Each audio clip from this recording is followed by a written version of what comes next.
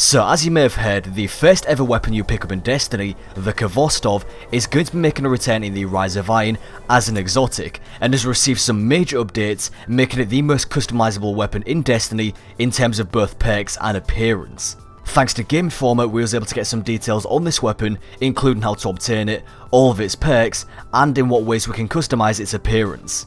We even got some gameplay of this weapon in action, showing off the new firing modes. However, I can't show the gameplay in this video because of the possible chance of a copyright strike, so if you would like to see the gameplay for yourself as well as the full article, there will be a link in the description below to Game Informer's website. So the way that we're going to obtain this new exotic Khvostov is through an exotic quest similar to the Sleeper Simulant.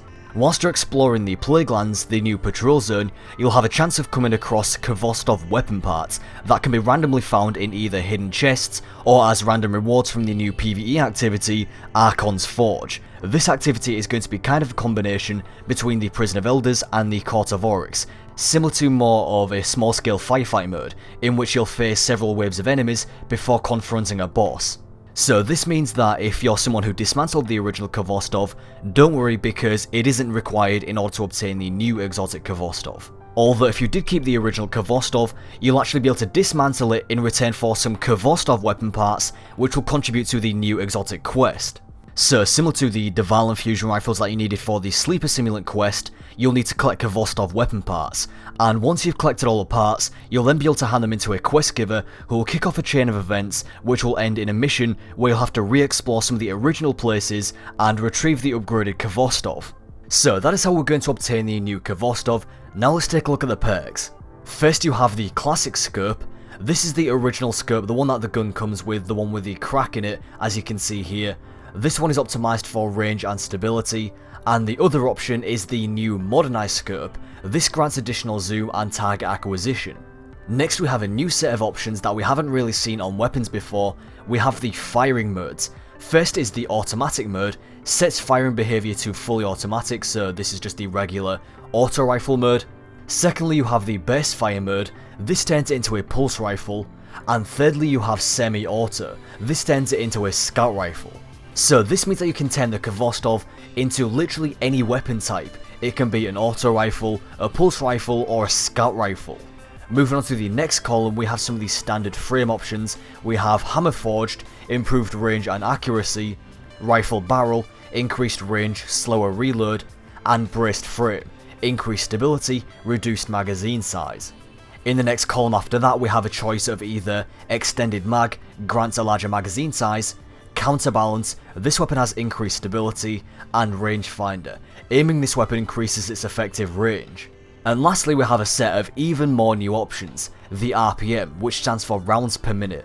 This controls the weapon's rate of fire. So we have two options. You can either set the fire rate to 450 rounds per minute, which is the standard firing mode, or you can bump it up to a crazy 900 rounds per minute. You can literally double the fire rate of this weapon and turn it into a bullet hose. It even increases the magazine size to 77 rounds. Now that isn't where the customization ends. This weapon has another new feature. So with the Rise of Iron there's going to be a new item called ornaments, and these are going to be a way for us to customize our exotic weapons and armor. And our first example of ornaments can be seen on this Khvostov right here.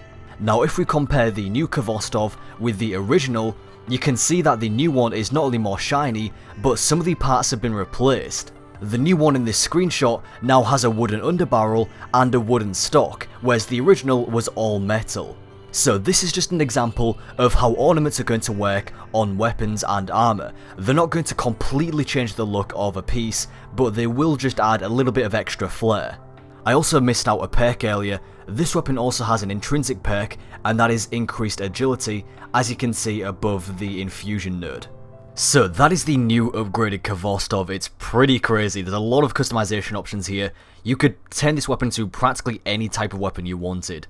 It can either be a steady auto rifle, a massive bullet hose, or a long range precision weapon. It can literally be what you want it to be, and I really like the subtle upgrades to the appearance of the weapon. It's shinier and less busted than the original version, and the ornaments are going to be an amazing addition in general. The ornaments are probably one of the biggest features that I'm really looking forward to in Rise of Iron. I really can't wait to see what sort of options we're going to have on all of our exotics. It's definitely going to make for some really interesting exotic pieces.